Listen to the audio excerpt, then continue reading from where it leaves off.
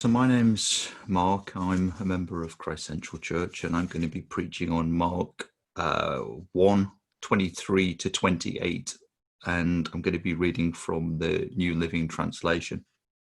Suddenly, a man in the synagogue who was possessed by an evil spirit cried out, "Why are you interfering with us, Jesus of Nazareth? Have you come to destroy us? I know who you are, the Holy One of God." But Jesus reprimanded him. "Be quiet. Come out of the man," he ordered. At that, the evil spirit screamed, threw the man into a convulsion, and then came out of him. Amazement gripped the audience, and they began to discuss what had happened. "What sort of new teaching is this?" they asked excitedly. "It has such authority. Even evil spirits obey his orders." The news about Jesus spread quickly throughout the entire region of Galilee. So, carrying on from yesterday, there's focus here on Jesus' authority. With the evil spirit saying, "Why are you interfering with us?" this really suggests that the man was possessed completely by the evil spirit.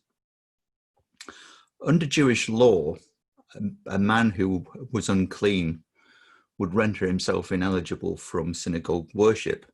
So it's odd that we find this guy in the synagogue, but it just shows the complete control that the evil spirit had over the man.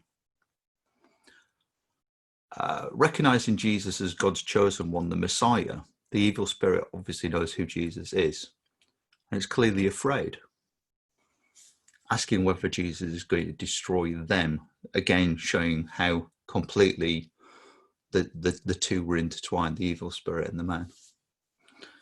Jesus stops the man from shouting with his authority and rebukes the evil spirit and commands the evil spirit to come out of the man. In fact, this and the account of the convulsion of the evil spirit and the loud cry as it exits the man shows Jesus' authority over this. Now, this particular approach to the exorcism of evil spirits is seen later in chapter 5, when the demon-possessed man is restored on the island. On the seashore, and also in Mark 9, 25 to 26. And this is much like when the disciples and Jesus are caught in the storm. Jesus speaks and silences the wind, and then he rebukes the storm to stop it. The difference here is that Jesus' authority is over nature in that particular episode, and here it's over the spirit world.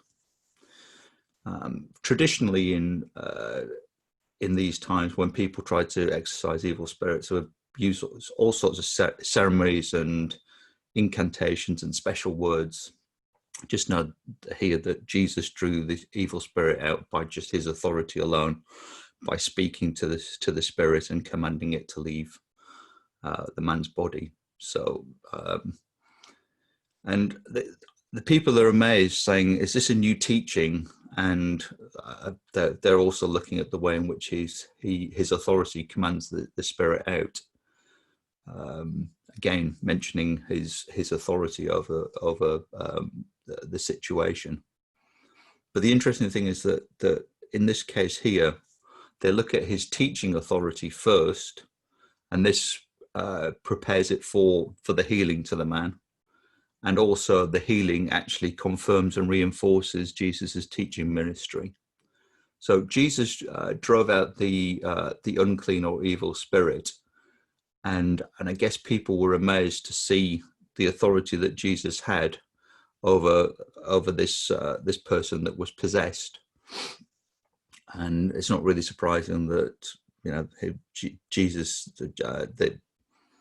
that Jesus' notoriety was spread across the whole of the region of Galilee, because I guess people had never ever seen anything about this. And I'm only going to interpret this, but given that this quickly spread, I guess this would reinforce Jesus and would get people to actually believe in Jesus. And again, with the evil spirit recognizing Jesus as God's chosen one, this is one of the initial indicators that Jesus is the chosen Messiah, and probably that people started to wonder and discuss this amongst themselves. So that's pretty much really all I wanted to say on this. But it is quite interesting that it is Jesus' authority. Oh, sorry. I also wanted to say in John 14:12-14, Jesus says, "I tell you the truth. Anyone who believes in me will do the same work I have done, and even greater works, because I am going to be with the Father. You can ask for anything in my name, and I will do it, so that the Son can bring glory to the Father. Yes, ask me for anything in my name, and I will do it." So, when we're seeking to pray for people, we should really be invoking Jesus' name, because it's the authority through Jesus that's been given to us to request healing and various things on people's behalf, and it's not our own authority. We are Jesus and God's ambassadors here, much in the way that a sovereign nation will send ambassadors out to other nations. It's not the ambassadors that have the authority, but they have the authority of the nation that they're actually representing.